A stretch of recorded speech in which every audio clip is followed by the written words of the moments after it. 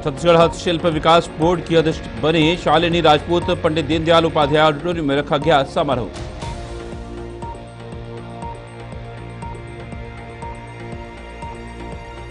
महतारी वंदन योजना के पोर्टल को लेकर सियासी घमासान। प्रदेश कांग्रेस अध्यक्ष दीपक बैज का बयान सामने आया। बैज ने भाजपा सरकार पर साधा निशाना।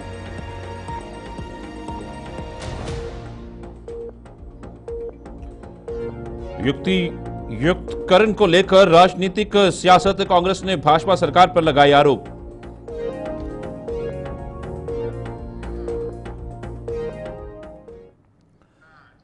नमस्कार, छत्तीसगढ़ खास खबरें देख रहे हैं आप सब। मैं हूं आपके साथ साहिल कीर्नी।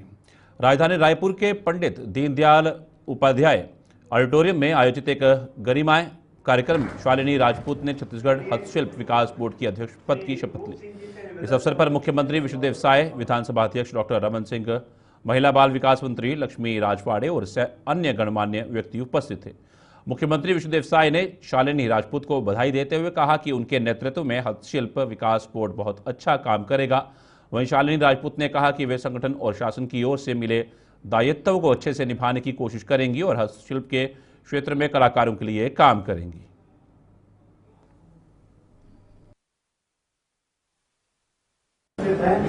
मैं माननीय प्रदेश अध्यक्ष जी के स्वागत। आज हस्तशिल्प विकास बोर्ड की नवनियुक्त अध्यक्ष श्रीमती शालिनी राजपूत ने अपना पदभार ग्रहण किया है और इसमें हमारे स्पीकर साहब, प्रदेश के जो पूर्व मुख्यमंत्री थे, हमारे पूर्व स्पीकर धर्मलाल जी, महिला बाल विकास मंत्री श्रीमती लक्ष्मी राजवाड़ी जी, हमारे विधायकगण और निगम मंडल के अध्यक्षगणों की उपस्थिति में उनका पदभार ग्रहण समारोह संपन्न हुआ है। तो इस अवसर पर मैं सबसे पहले उनको बहुत बहुत बधाई, शुभकामनाएं देता हूं। श्रीमती लक्ष्मी राजवाड़ी जी को, मतलब शालिनी राजपूत जी को, और महिला मोर्चा की अध्यक्ष भी हैं और महिला मोर्चा अध्यक्ष का काम बहुत अच्छे से कर रही हैं।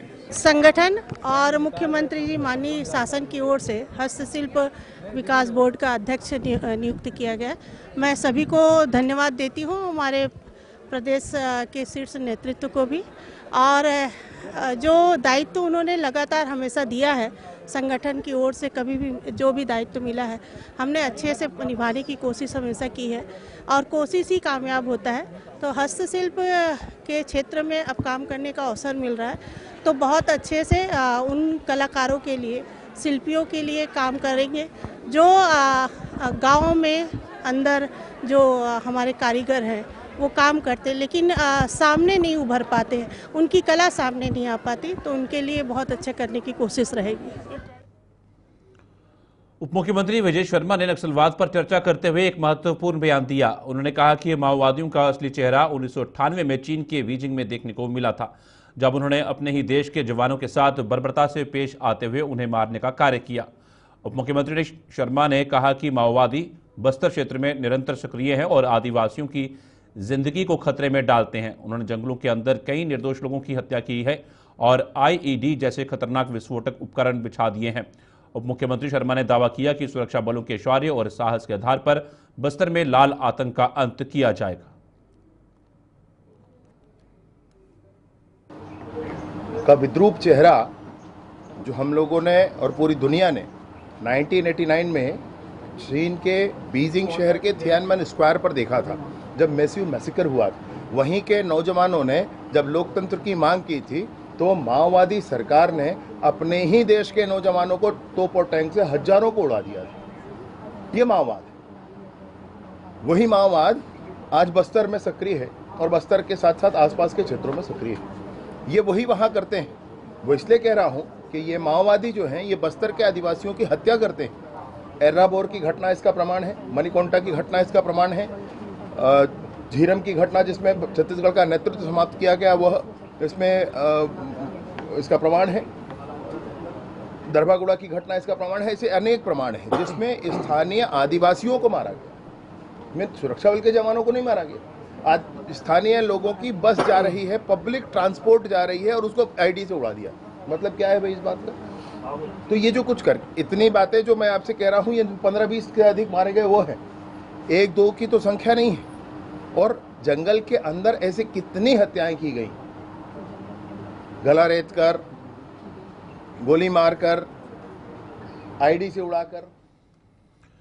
छत्तीसगढ़ में महतारी वंदन योजना के पोर्टल को लेकर सियासी घमासान छिड़ गया है। प्रदेश कांग्रेस अध्यक्ष दीपक बैज ने भाजपा सरकार पर निशाना साधते हुए कहा कि सरकार मजबूर हुई है और 1.5 साल के बंद पोर्टल को फिर से खोलने की तैयारी कर रही है। दीपक बैज ने कहा कि पोर्टल 24 घंटे और 12 महीने खुलना चाहिए था, लेकिन सरकार ने डर की वजह से इसे बंद कर दिया था। दीपक बैज ने कहा कि 25 साल के इतिहास में कभी भी सुबह 3 बजे शिक्षकों की काउंसलिंग नहीं हुई। और क्या कुछ कहा प्रदेश कांग्रेस अध्यक्ष दीपक बैज ने, आइए सुनते हैं। चिट्ठी तो गृह मंत्री को लिख रहे, हमको नहीं लिख रहे। और गृह मंत्री का सवेरे का बयान क्या होगा, कल रात का बयान क्या होगा, वो हर दिन अपना बयान से पलटते रहते हैं, बयान बदलते रहते हैं, वो खुद कंफ्यूज है। भाई सरकार वो चला रहे, शासन प्रशासन उनके हाथ में है, नक्सली उनसे बात करना चाह रहे तो निर्णय उनको करना है, लेकिन सार्वजनिक बयान भी देते रहते हैं। कभी बोलेंगे कि बिल्कुल बातचीत हम नहीं करेंगे, फिर कभी बोलेंगे कि हम बातचीत करने को तैयार हैं। भाई आपको कौन रोका है बातचीत करने के लिए? आप खुद चले जाइए जंगल, बात कर लीजिए, कौन रोका है आपको? नहीं भाई हेलीकॉप्टर से जा रहे हैं, गांव में जंगल जा रहे हैं, आप कहीं कैंप में जा रहे हैं, वही बुला के बात कर लीजिए। आप कौन रोका है आपको बात करने के लिए? लेकिन इस तरह से प्रदेश की जनता को आप भ्रम मत फैलाएं, झूठ न बोले और कांग्रेस को अपनी नाकामी का आरोप कांग्रेस।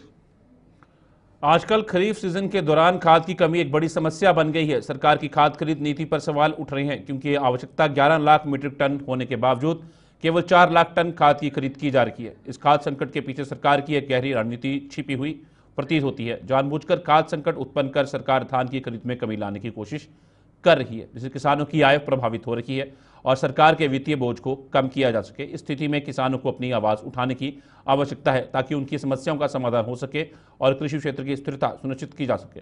हमें देखना होगा कि सरकार इस मुद्दे पर क्या कदम उठाती है और किसानों की समस्याओं का समाधान करने के लिए क्या रणनीति अपनाती है।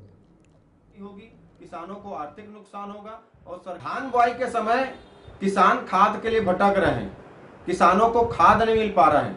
इसके लिए कोई जिम्मेदार है तो ये सरकार जिम्मेदार है। जब पता था कि खरीफ के सीजन में लगभग 11 लाख मीट्रिक टन से अधिक खाद लगता है, ऐसे में सरकार ने मात्र 4 लाख मीट्रिक टन खाद की खरीदी क्यों की? ये पूरे मांग का 38% है। स्वाभाविक बात है, जब सरकार के पास 38% खाद है तो 62% किसानों को खाद नहीं मिलेगा, 62% खेती तक खाद नहीं पहुंच पाएगी। इससे धान उत्पादन में कमी होगी, किसानों को आर्थिक नुकसान होगा और सरकार वादा अनुसार धान खरीदी करने से बच जाएगी। ये खाद का जो संकट उत्पन्न किया गया है, इस सरकार प्रायोजिक संकट है, सरकार इसके लिए जिम्मेदार है। कांग्रेस पार्टी ने हाल ही में भाजपा सरकारों पर युक्त कारणों को लेकर तीखा हमला बोला है। कांग्रेस का आरोप है कि भाजपा सरकारें अपने वादों को पूरा करने में विफल रही हैं और देश की जनता को धोखा दे रही हैं। इस बीच भाजपा ने कांग्रेस के आरोपों का जवाब देते हुए कहा कि विपक्षी पार्टी केवल राजनीतिक लाभ के लिए झूठे आरोप लगा रही है। दोनों ही पार्टियों के बीच आरोप प्रत्यारोप का यह दौर अब एक नई राजनीतिक बहस का रूप ले चुका है। कांग्रेस ने विभिन्न मुद्दों पर भाजपा सरकारों की नीतियों की आलोचना की है, जैसे कि आर्थिक स्थिति, बेरोजगारी और सामाजिक असमानता। वहीं भाजपा ने कांग्रेस पर यह आरोप लगाया है कि वे अपने शासनकाल में किए गए भ्रष्टाचार को छिपाने के लिए इस तरह की राजनीति कर रही हैं। युक्तियुक्तकरण को में किसी भी एक भी स्कूल बंद नहीं हो रहा है। जिस तरीके से गलत प्रचार इसके विषय में किया गया, स्कूल बंद नहीं हो रहा है, 2 स्कूल मर्ज हो रहे हैं।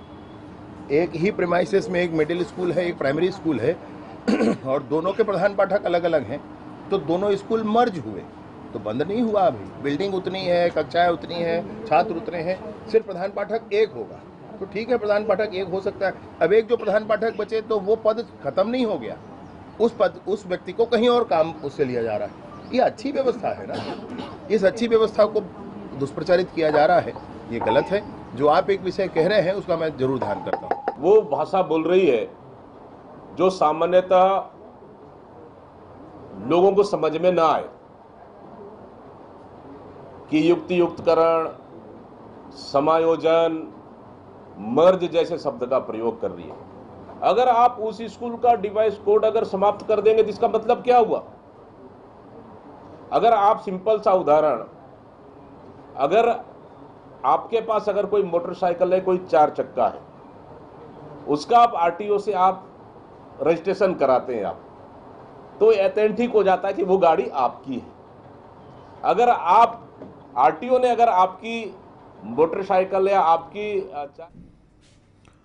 कांग्रेस के नेता तेलंगाना में एक शांति वार्ता को लेकर बैठक में शामिल होने को लेकर उप मुख्यमंत्री विजय शर्मा का बयान सामने आया, जिसमें उन्होंने कहा कि मैंने पहले बहुत स्पष्टता के साथ इस बात को कहा है और आज भी कह रहा हूं कि वे व्यक्ति जो बस्तर के दुख में कभी सम्मिलित नहीं हुए, वे लोग जिन्होंने एरोबार में बस्ती की बस्ती जलाई गई और उसमें सम्मिलित नहीं हुए, जो लोग इन घटनाओं में नहीं रहे, उनसे कोई बात नहीं हो सकती और अभी भी माओवादी स्वयं चाहें तो चर्चा हो सकती है। और क्या कुछ कहा उन्होंने, आइए देखिए।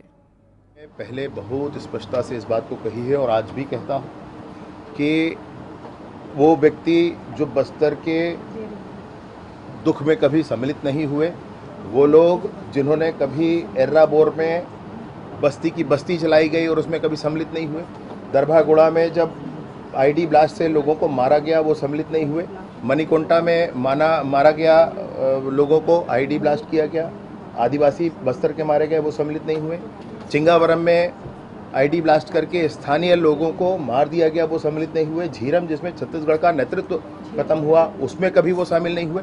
तो जो लोग इन घटनाओं में नहीं रहे उनसे कोई बात हो नहीं सकती। सर, ये कांग्रेस के और मैं आपसे ये कहना चाहता हूं कि अभी भी माओवादी स्वयं चाहें तो चर्चा हो सकती है। कह रहा हूं जो इन सारे ही विषयों में कभी नहीं रहे, कभी नहीं कहा नक्सलियों से। प्रजापति ब्रह्मा कुमारी ईश्वरीय विश्वविद्यालय के बघेरा स्थित आनंद सरोवर में ब्रह्मा कुमारी वीणा दीदी का एक दिवसीय व्याख्यान आयोजित हुआ।